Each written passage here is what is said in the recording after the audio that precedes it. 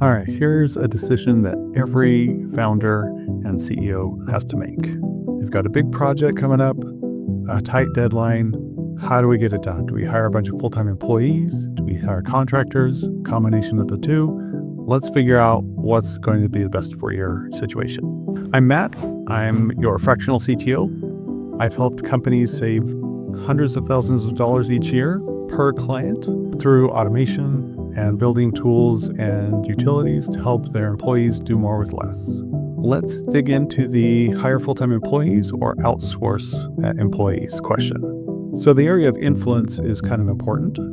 We need to be able to influence our employees and not necessarily have control, but influence for good the employees and contractors that we're working with. Without that influence, you're not going to get as much stuff done in the same amount of time. And so let's dig into a little bit what that looks like. So in-house, obviously, you're more hands-on. They're your team. You work together with them. I don't like to say that people work for me, but we work together. Try to foster that teamwork mentality versus boss-worker. That doesn't work anymore. So with outsourced employees or contractors, you have less control. Let's use an example here. So if I'm a full-time employee, I go in, my employer says, all right, this is the work you need to do. Here's your computer, here's your desk, have at it. Sometimes it's still remote work, but still they'll provide the hardware so that I can get my job done. With a consultant, you'll bring them in, you'll say, here's your project. You bring your own hardware, your own desk, your own chair, your own everything, and get it done. So that's one aspect. Another aspect is time. As a consultant or a contractor, I work whenever I want to work. I could work at 3 a.m, I could work at 5 a.m, I could work in the middle of the day. There are no core hours. I know a lot of places have wanted to do that with consultants, but I really push back on that because we're not employees. And now as a full-time employee,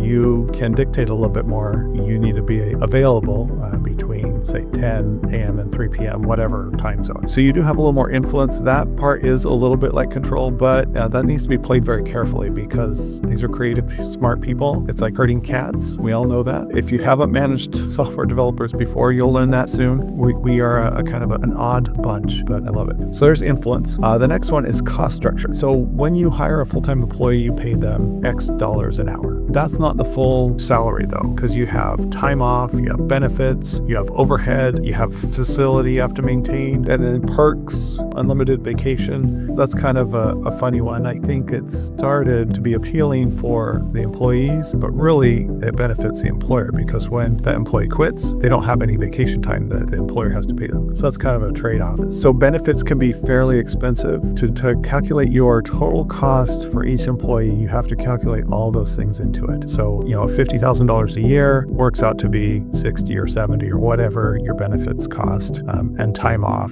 things like that. Outsourced talent, it's project-based or it's time and materials. So in that example, being project-based, you'll say, all right, I have this XYZ function I need you to develop, this new screen in this application. What's that going to run me? They will go off. They will give you an estimate. If it's project-based, a fixed bid, that will be a bid. It'll be a proposal. This is what we can do it for. This is the timeline. It's set in stone. Most of the time, they're going to double or triple their estimates just to make sure they don't have overruns. Time and materials, that's a little different because the consulting company is going to say, all right, we estimate it's going to take, say, 1,000 hours, but it might take more. It probably won't take less. There's also the aspect of change orders with the project-based. As soon as there's any question about the requirements, here comes a change order. So that's the goal of a lot of fixed bid projects because it's really hard to estimate software projects. I've talked about that on a previous video. So if you ever want to brainstorm with me, there's a link in the description. I'd love to hop on a call with you. You can pick my brain and we can get you where you want to go. The next aspect is ramp up time. These are generalizations. When you hire in-house, whenever I've had a full-time job before I started my business, the first week or two were always wasted. It was a bunch of HR meetings and here's how to log in to submit time off or whatever. All these different systems. Very little work got done. You're throwing away 2 weeks. This is a generalization. It's my past experience as well. I'm sure it can be done quicker. There are lots of tools out there available now, but there's where you have that. And then outsourcing, it's typically faster. These guys and gals can hit the ground running. The next aspect is long-term fit. If your project is going long-term, you have ongoing maintenance and features that you're adding to it. Full-time employees really makes more sense that they're working on the core features of your business and this is going to be a long-term thing. Hire in-house. Outsourcing, this is great for prototypes or MVPs. Another aspect where I see a lot of this is a push for a release on a certain date. The existing team isn't big enough to deliver that amount of software in that amount of time. Sometimes there is a little bit of not as experienced in a certain area. For instance, if the tech stack is changing a little bit, the full-time employees may not be up to date, so we can find a consultant that's actually, or a contractor that's actually used that before. They'll be embedded with the full-time employees and they can help mentor and train them in that new technology. All right, next we have culture and retention. Culture is important in an organization, especially for the full-time employees. Sometimes a contractor or a consultant will kind of rub feathers and rock the boat a little bit. But if you want culture, full-time employees, in-house employees, that's the way to go. You'll also have the same people long-term for your project.